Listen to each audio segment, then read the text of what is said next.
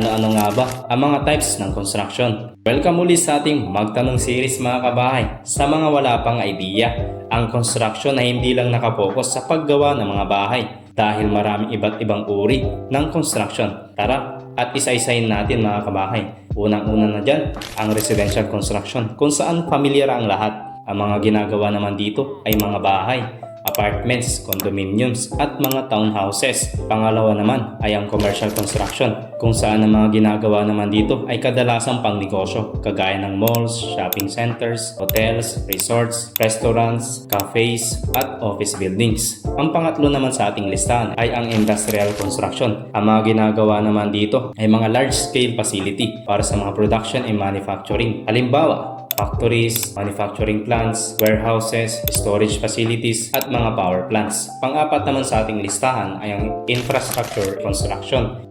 Ang mga ginagawa naman dito ay mga pang-public purposes para sa mga transportation and utilities, kagaya ng kalsada, tulay, release ng tren, dams, water treatment plants, airports, seaports, tunnels, at mga expressways. Panglima naman mga kabayan ay ang institutional and government construction. Ang mga ginagawa naman dito ay mga para sa government services and purposes. Halimbawa na lang ang police station, fire station, government offices, municipal halls, public school, and libraries. At marami pang iba mga kabahay.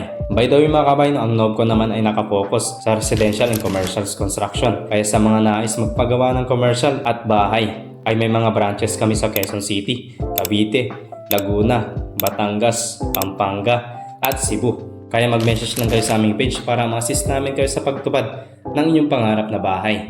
Kayo ba mga kabahay, may mga iba pa ba kayong alam na types ng construction? Paki-comment naman dyan sa baba para magkaroon din ng idea yung mga iba pa natin mga kabahay. Maraming salamat ulit sa pagsama mga kabahay at kita-kits ulit tayo sa mga susunod pa nating magtanong series.